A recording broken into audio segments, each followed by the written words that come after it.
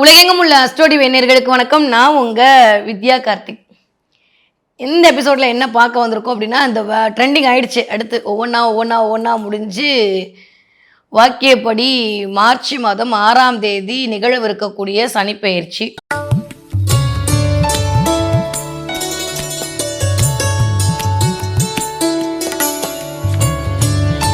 தன்னுடைய விடாமுயற்சியால் விஸ்வரூபம் எடுக்க காத்து கொண்டிருக்கும் என் மனதிற்கு பிடித்த மேஷ ராசிக்காரர்களுக்கு எப்படி இருக்க போது இந்த 2026 வருட நிகழவிருக்கக்கூடிய இந்த சனிப்பெயர்ச்சி அப்படின்னு பார்த்தோம்னா, ஆல்மோஸ்ட் ஆரம்பிச்சாச்சு தான்.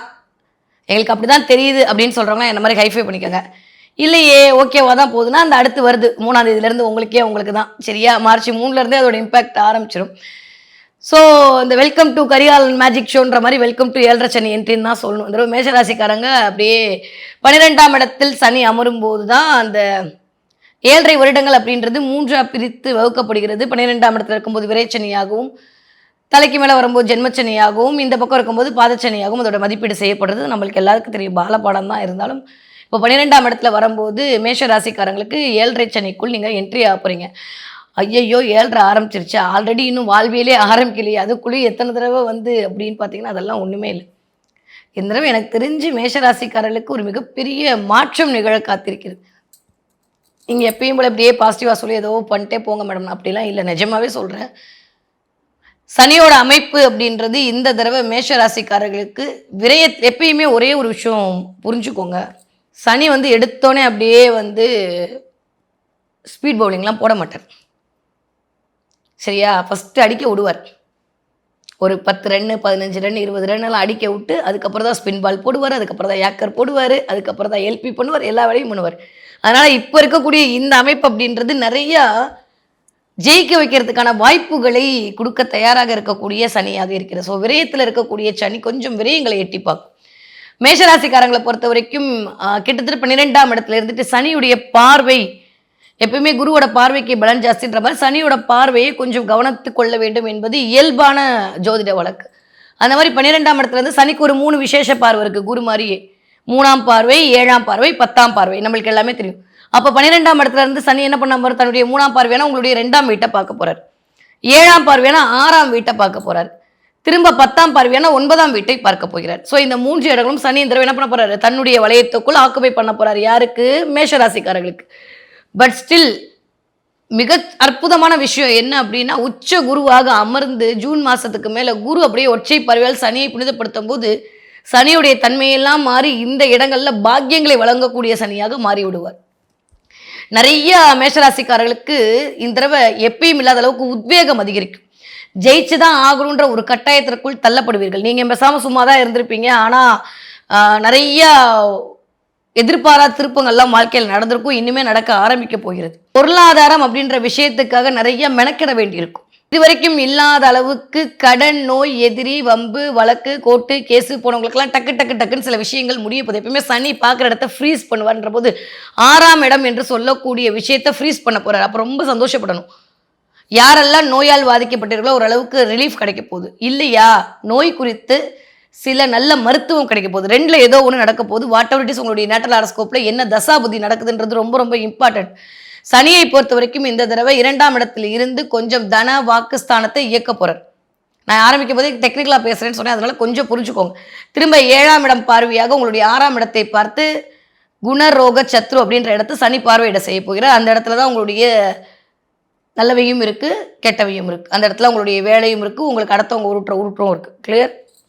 அதே மாதிரி 9ஆம் இடமான பாக்யஸ்தானம், அந்த இடம் தான் குருஸ்தானம், அந்த இடம் தான் தந்தை ஸ்தானம், அந்த இடம் தான் நிறைய வெளியூர் வெளி மாநிலம் போகக்கூடிய அமைப்பெல்லாம் இண்டிகேட் பண்ணக்கூடிய இடம் இந்த 9ஆம் இடம். இந்த 3 இடங்களும் சனி தன்னுடைய வளையத்திற்குள் கொண்டு வரும்போது, அதுவும் சுபத்துவமாகி கொண்டு வரும்போது எனக்கு தெரிந்து நல்லவே எல்லாம் கூடி வரக்கூடிய காலகட்டம். ஸோ டக்குன்னு இந்த 2.5 வருஷம் மேஷராசிக்காரர்களுக்கு எப்படி நடக்கும் அப்படின்னா, 2026 ஒரு மாதிரியும் 2027 ஒரு மாதிரி நடக்க போகுது. இதை ஃபஸ்ட்டு மைண்டில் புரிஞ்சுக்கோங்க.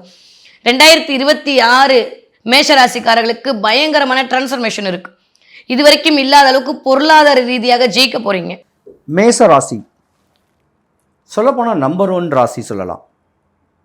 செவ்வாய்க்கு அதிபதியான ஒரு ராசி கூட சொல்லலாம். சனி பகவான் உங்கள் ஜாதகத்தில் விரயத்தில் இருக்கார், ஆனால் பயம் கிடையாது.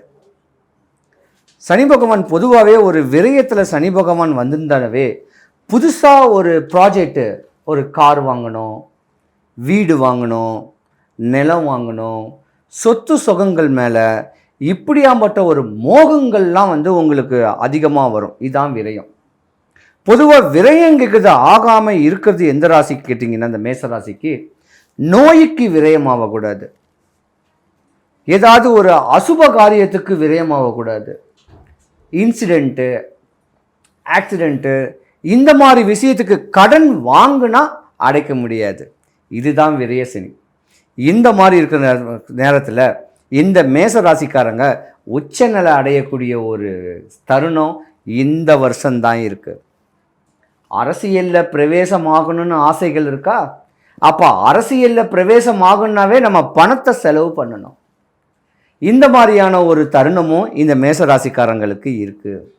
மேசராசிக்காரங்க பொதுவாக பார்த்திங்கன்னா ஏமாறுவீங்க, காசு பணத்தை எங்கேயாவது கொடுத்து ரெட்டிப்பாக்கணும் அப்படின்னு சொல்லக்கூடிய தருணத்தில் காசு பணங்கள் ஏமாறக்கூடிய நேரமும் இருக்குது. சுபகாரியங்கள் தடைபட்டதெல்லாமே இந்த வருஷம் உங்களுக்கு நடக்க போகுதுங்க. படிக்கிற குழந்தைங்க படிப்பில் சிறந்து விளங்கி ஒரு நல்ல ஒரு கன்சர்னில் நல்ல ஒரு வேலை வாய்ப்பில் வரக்கூடிய தருணமும் இந்த சனி பயிற்சியோட தான் வருது. ஒரு 40 வயசு 45 வயசுக்கு மேலே உள்ளவங்க தான் உங்கள் ஆரோக்கியத்தில் நீங்கள் கவனமாக இருக்கணும். ஏன்னா விரய சனின்னு கேட்டாவே உடம்புல வந்து நோய் நொம்பலத்துக்கு வரக்கூடிய ஒரு தருணம் உங்கள் ஜாதகத்தில் ரொம்ப கிரிட்டிக்கலான ஒரு விஷயம் கூட. ஆக மொத்தம் மேசராசிக்காரங்க விரய சனின்னு கேட்டு பயப்படவே வேண்டாம். அவங்கவுங்க காரியத்தை தெளிவான அமைப்பில் அவங்கவுங்க குலதெய்வத்தை முறையான வழிமுறைகளில் பக்குவங்கள் பண்ணிண்டு இருந்தாலே விரயமே ஆகாது. மேசராசிக்காரங்க பொதுவாக பார்த்திங்கன்னா தெய்வ நம்பிக்கைகள் வந்து அளவுக்கு அதிகமாகவே இருக்கும். அந்த தெய்வ நம்பிக்கையை முறையாக பக்குவம் பண்ணிக்கிட்டு சனீஸ்வரன் பகவானை அண்ணான்னு நினச்சிண்டு நம்ம எடுக்க வேண்டிய காரியத்தை சிறப்பான முறையில் பக்குவங்கள் பண்ணிக்கிட்டு வந்தீங்கன்னா உங்கள் வாழ்க்கை யோகமாகும். அதே போல் மேச ராசியில் உள்ள பெண்கள் தான் கொஞ்சம் கவனமாக இருக்கணும் இந்த வருஷம். ஏன்னா இந்த டீனேஜ் பெண்கள் சொல்லக்கூடியவங்க ஏமாந்துடுவீங்க, ஏமாற்றம் அடையக்கூடிய தருணங்களும் உண்டு. ஏன்னா ஏதாவது ஒரு முகநூல் இன்ஸ்டாகிராமில் பிரபலப்படுத்திக்கணும்னு சொல்கிறதுக்காக தன்னை பிரபலப்படுத்திக்கிறதுனால அதில் ஒரு விரயமும் ஆகக்கூடிய தருணமும் உண்டு. நல்லா படிக்கிற குழந்தைங்க, டாக்டரேட் படிக்கிறவங்க, படிக்கணும் ஆசைகள் உடையவங்க, 23 வயசுக்கு மேலே கல்யாணம் காட்சிகளை 23 வயசுக்குள்ளே பண்ணாமல் இருந்திருந்தீங்கன்னா நீங்கள் உங்கள் வாழ்க்கையில் உச்ச நிலைமை அடைஞ்சக்கூடிய தருணமும் இந்த மேசராசிக்காரங்களுக்கு உண்டு. மேசராசிக்காரங்க பயப்படவே வேணாங்க. யோகங்கள் நிறைஞ்ச ஒரு வருஷம் சொல்லலாம் இந்த 2026. காசு பணம் விரயமாகும். கடன் வாங்கினாலும் திருப்பி அடைக்கிறதுக்கு சக்திகளும் யுக்திகளும் கிடைக்கக்கூடிய தருணம் இந்த மேசராசிக்காரங்களுக்கு உண்டு. ஒரே விஷயம், அடுத்தவன் சொத்து, அடுத்தவன் பொருள், அடுத்தவன் மனைவியை ஆக்குப்பை பண்ணணும் அப்படின்னு சொல்லக்கூடிய எண்ணங்களை மட்டும் வச்சுக்காதீங்க. மேசராசிக்காரங்க மேன்மை அடையக்கூடிய ஒரு தருணம் உண்டு. மேசராசிக்காரங்க ஒரு 40 வயசுக்கு மேலே உள்ள பெண்ணாக இருந்தீங்கன்னா உங்களுடைய கணவருக்கு ஆகாது. விரயம் நோய்க்குத்தான் விரயமாகும். ஏதோ ஒரு உடல்நல குறைவுக்காக பல ஆயிரங்களை ஏன் பல லட்சங்களை விரயம் பண்ணக்கூடிய தருணம் மேசராசிக்கார பெண்களுடைய கணவருக்கு உண்டு. இதே மேசராசியில் ஆண்கள் இருந்தீங்கன்னா அந்த 45 வயசுக்கு மேலே உடல்நல குறைவுகளும் ஏற்பட வாய்ப்பும் இருக்குது. ஏன்னா நம்ம ஒரு 2.5 வருஷத்துக்கு முன்னாடி ஜாலியாக சுற்றிருப்போம், நம்மளை பற்றி கேர் பண்ண மாட்டோம்.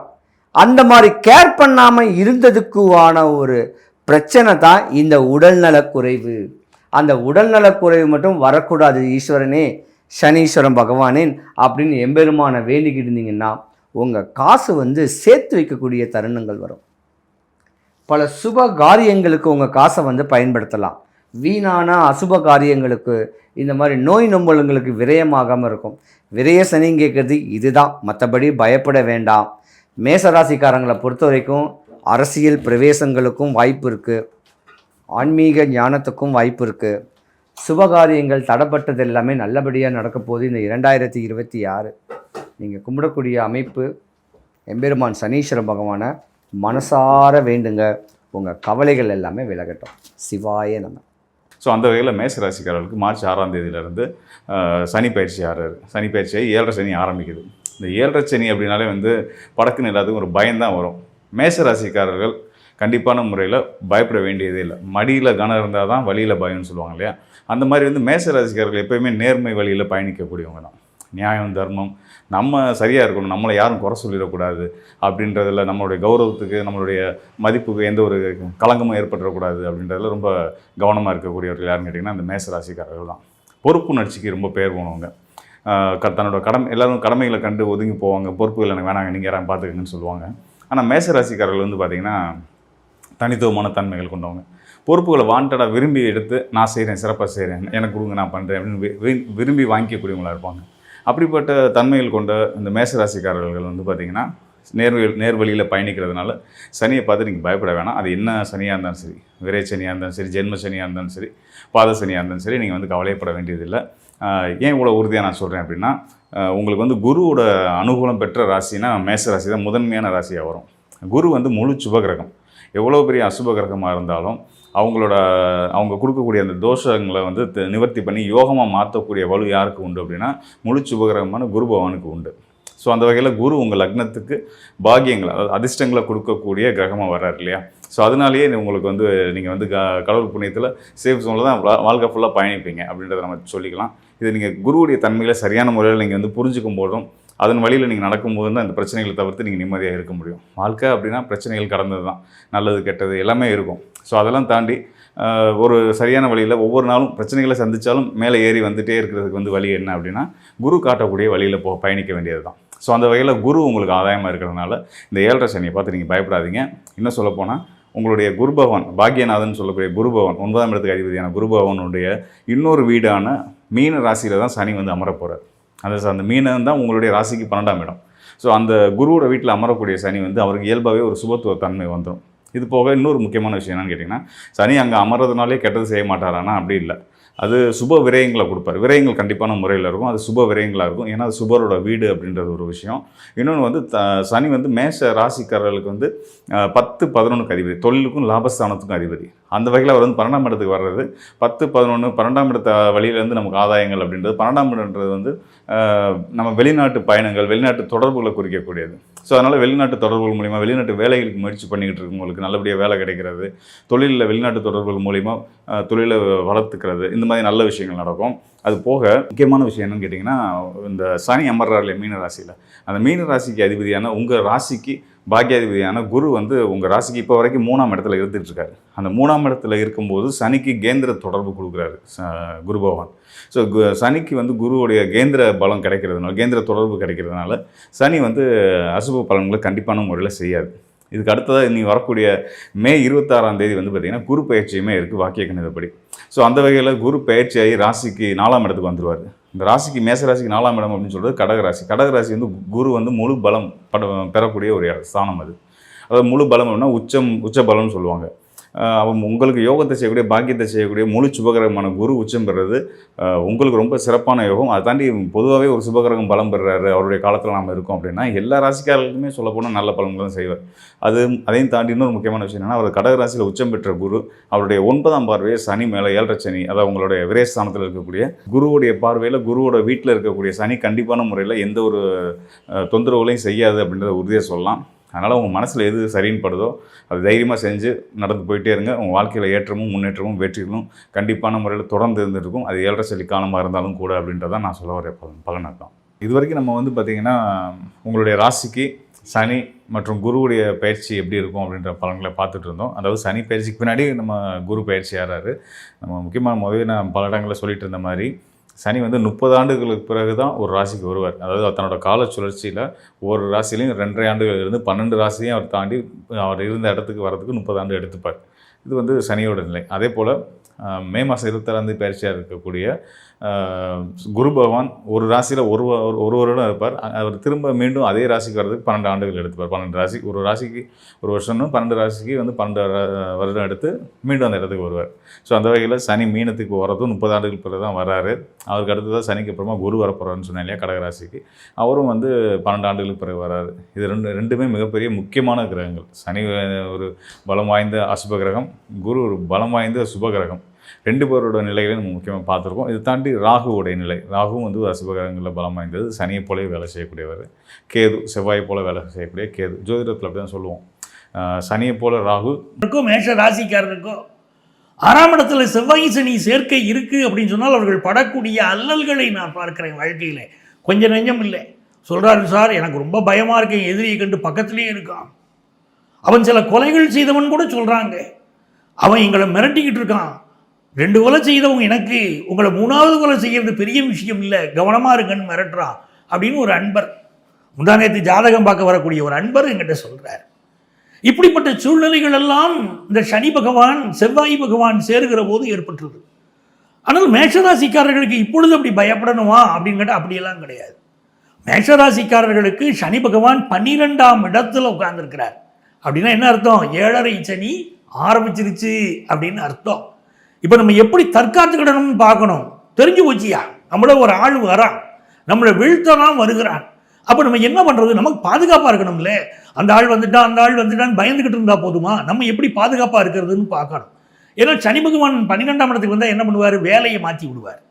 நிறைய மேஷராசிக்காரங்களை பாருங்க, இப்போ எனக்கு வேலை தாங்க பிரச்சனை, ஆஃபீஸில் நல்லா தாங்க என் மேனேஜர் பழகிக்கிட்டு இருந்தார், இப்போ என்னவோ தெரியலங்க, ரொம்ப மோசமாக சூழ்நிலைகள் இருக்குங்க, என்னை வேலையை விட்டு அனுப்பிச்சிடுவாங்களோன்னு தோணுது, சுற்றி வர இருக்கிறவங்களெல்லாம் அனுப்பிச்சிக்கிட்டு தான் இருக்காங்க, அப்படி ஒரு தொந்தரவு வந்துருமோ அப்படின்னு தோணுது அப்படின்னு மேஷராசிக்காரர்கள் சொல்ல ஆரம்பிச்சிட்டாங்க. அப்போ இவர்களுக்கெல்லாம் பார்த்தீங்கன்னா வேலை மாற்றம் கிடைக்குமா? மேஷராசிக்காரர்களுக்கெல்லாம் நல்ல வேலை மாற்றம் கிடைக்கும். ஆனால் மேஷராசிக்காரர்கள் என்ன பண்ணணும்னா, சனி பகவான் வந்து 12ஆம் இடத்துல இருந்த உடனே தன்னுடைய வேலை செய்யக்கூடிய தன்மை எப்படி பண்ணணும்னா 2 வேலையை ஆக்கிக்கிடணும். இது வரைக்கும் நீங்கள் ஒரு வேலையில் இருக்கீங்க அப்படின்னா இனி 2 வேலையாக ஆக்கி கொள்ளணும். எப்படி? நீங்கள் ரெகுலராக ஒரு வேலை பார்த்துக்கிட்டு இருக்கீங்க அப்படின்னா இனிமேல் பார்ட் டைம் ஜாப் ஒன்றும் நீங்கள் எடுத்துக்கிடணும். ஏனென்றால் பலருக்கு பார்த்தீங்கன்னா ஒரு வேலை மாற்றமோ, வேலையில் சம்பள குறைவோ, ஒரு இடமாற்றமோ ஏதாவது ஒன்று கொடுத்து விட்டுறாரு. உங்களுடைய வருமானம் குறைவுபடக்கூடாது அப்படிங்கிறதுக்காகவும், ஒரு வேலை போயிருச்சுன்னா குடும்பத்தை காப்பாற்றுறதுக்காகவும் இப்போ நீங்கள் என்ன பண்ணிக்கிடணும்? எக்ஸ்ட்ரா வேலை, ஒரு வேலையை எடுத்து நீங்கள் செய்கிற போது அது உங்களுக்கு பெரிய பாதுகாப்பாக இருக்கும். 2வது விஷயம், எங்கேயுமே நெகட்டிவாக பேசக்கூடாதுங்க. சனி பகவான் எப்படின்னா, நீங்கள் பேசக்கூடிய வார்த்தைகள் புகுந்துக்கிடுவார். ஒருத்தருக்கு கோபம் வருது வச்சுக்கோங்களேன், அந்த கோபம் வந்து சில நிமிடங்களில் போயிடும். ஆனால் கோபத்தினால் ஏற்படக்கூடிய விளைவுகள் இருக்கு பாருங்க, அதை வாழ்க்கை முழுக்க நம்மளை பாதிக்கும். யாரையோ ஒரு திட்டிருப்போம், உள்ள வஞ்சம் வச்சுக்கிட்டு நம்மளை வாழ்க்கையில் ஒரு வழி பண்ணிடுவாங்க, அப்படிலாம் இருக்கு பாருங்க. அப்படி 2ஆம் இடத்தோடு இந்த சனி பகவான் தொடர்பு பெறுகிறார் இப்போ. அதனால் வார்த்தைகளின் மூலம் பிரச்சனையை தருவாருங்கிறதுனால உங்களுக்கு மனசுக்கு கஷ்டம் தராப்புல உங்கள் பிள்ளைகளே நடந்துக்கிட்டாலும், மருமகன் நடந்துக்கிட்டாலும், மருமகன் நடந்துக்கிட்டாலும், சொந்தக்காரங்க நடந்துக்கிட்டாலும், அலுவலகத்தில் பணியாற்றக்கூடிய உங்களுடைய நண்பர்கள் நடந்துக்கிட்டாலும் நீங்கள் அவசரப்பட்டு எந்த வார்த்தையும் நெகட்டிவாக இந்த காலகட்டத்தில் பேசக்கூடாது. சனி பகவான் 6ஆம் இடத்தை பார்க்குறாரு, கன்னிராசியை பார்க்குறாரு, உங்களுக்கு 6ஆம் இடம் அது, அதை பார்க்குறாரு அப்படின்னா வயிறு சம்பந்தப்பட்ட பிரச்சனை. நிறைய பேர் சொல்லுவாங்க குடல் இறக்கம், இரண்யா ப்ராப்ளம், எனக்கு வயத்தில் பிரச்சனை, செரிமான பிரச்சனைங்க, குடலில் புண்ணு இருக்குன்னு சொல்கிறாங்க, என்னெல்லாமோ சொல்கிறாங்க அப்படின்னு கேட்பாங்க. இது எல்லாமே 6ஆம் இடத்துல இந்த சனி பகவானுடைய பார்வை ஒரு காரணம். அதே மாதிரி பாக்கியஸ்தானத்தை சனி பகவான் பார்க்கிறார் அப்படின்னு சொல்லிட்டா என்ன ஆகுது? தந்தையுடைய உடல் நலத்தில், அப்பாவுடைய உடல் நலத்தில் அக்கறை எடுத்துக்கிடுங்க. மிக முக்கியமாக ஒரு ஃபாரின் போகிறோம், பாஸ்போர்ட், விசா இதெல்லாம் கவனமாக வச்சுக்கிடணும். வெளிநாட்டில் வேலை பார்க்குறோம் வச்சுக்கிடுங்க, அந்த நாட்டு சட்டத்திட்டங்களை மதித்து நடந்துக்கிடணுங்க. இதெல்லாம் மேஷராசிக்காரங்களுக்கு அவசியம். நாங்கள் நல்லா இருக்கணுங்க, அதுக்கு வெளியே சொல்லுங்க, அப்படி தானே கேட்குறீங்க. நீங்கள் என்ன பண்ணணும்னா, சங்கரன் கோயில் சென்று அங்கே கோமதியம்மன் கோயில் இருக்கு, அந்த கோமதியம்மன் கோயிலிலே வழிபாடு செய்து அங்கு இருக்கக்கூடிய பைரவர் சன்னதியிலே, சங்கரன் கோயிலில் இருக்கக்கூடிய பைரவர் சன்னதி, அந்த பைரவர் சன்னதியிலே பைரவருக்கு வஸ்திரம் அணிவித்து உங்கள் பேர்ல அர்ச்சனை பண்ணிக்கிடணும். இதை நீங்கள் ஒரு சனிக்கிழமை என்று செய்யுங்கள். உங்கள் தலைவிதி திருத்தி எழுதப்படும், வாழ்க்கை ரொம்ப நல்லா இருக்கும். சனி பகவான் நம்முடைய ராசிக்கு என்ன பலன்களெல்லாம் தரப்போறாரு அப்படின்னு உங்களுக்கு நான் விவரமாக எடுத்து சொல்லிட்டேன். இப்போ நீங்க என்ன செய்யணும்? நம்முடைய ராசிக்கு இந்த சனி பகவான் எந்த கட்டத்தில் இருக்கார்? முதல்ல உங்கள் சுய ஜாதகத்தை எடுத்து இப்போ பார்த்துடணும். சுய ஜாதகத்தில் சனி பகவான் ஆட்சியாக இருக்காரா, உச்சமாக இருக்காரா, நட்பு வீட்டில் இருக்காரா, பகை வீட்டில் இருக்காரா அப்படிங்கிறத முதல்ல கணக்கு பண்ணணும். இரண்டாவது, இந்த கோச்சார சனி பகவான் இப்போ மீனத்தில் இருக்காரே, சுய ஜாதகத்தில் அவர் எந்த கட்டத்தில் இருக்கார்? அந்த கட்டத்தில் இருக்கக்கூடிய சனி பகவானுக்கும் இந்த சனி பகவானுக்கும் இடையில எவ்வளவு டிகிரிகள் அமைகிறது, என்ன ஆங்கிளில் இவர் இருக்கார், அதை பொறுத்து தான் இவர் நன்மை தருவாரா தீமை தருவாரா நம்ம முடிவு பண்ணிட முடியும். இந்த சனி பகவானுக்கு மந்தன்னு பேர். நிதானமாகத்தான் ஒவ்வொரு காரியத்தையும் செய்யக்கூடியவர். இவருக்கு சனீஸ்வரன் அப்படிங்கிற பேர் எல்லாரும் நினச்சிக்கிட்டு இருக்கோம். இவருடைய பெயர் சனைஸ்வரன். சனைஸ்வரன், சனைஸ்வரன் என்றால் ஒரு காலை ஊன்றி நடப்பவர் அப்படின்னு அர்த்தம். ராமாயணத்தில் கூனிங்கிற ஒரு பாத்திரம், ராமர் மீது அவள் கொண்ட வெறுப்பு. சின்ன வயசில் ராமபுரான் கோலி விளையாடுகிற போது அந்த கோலி குண்டை அவள் மீது எரிந்து விட்டாருங்கிற கோபத்தில் இருக்கக்கூடிய கூனி ராமாயணத்தின் போக்கையே மாற்றுகிறாள். ராமனை அரசாட்சிக்கு வரக்கூடாது, அதற்காக கைகேயிக்கு தூபம் போடுகிறாள். ராமனை காட்டுக்கு அனுப்ப வேண்டும் அப்படிங்கிற ஐடியாவை சொல்லிக் கொடுத்தவளே கைகேயிக்கு சொல்லிக் கொடுத்து ராமபுரான் வாழ்க்கை போக்கையே மாற்றியவள் கூனி. அவள்தான் ராமாயணத்தில் வரக்கூடிய சனி. மகாபாரதத்தில் சகுனின்னு ஒருத்தர் இருந்தார், அந்த சகுனி தான் சனி. மகாபாரத போக்கையே மாற்றியவர்.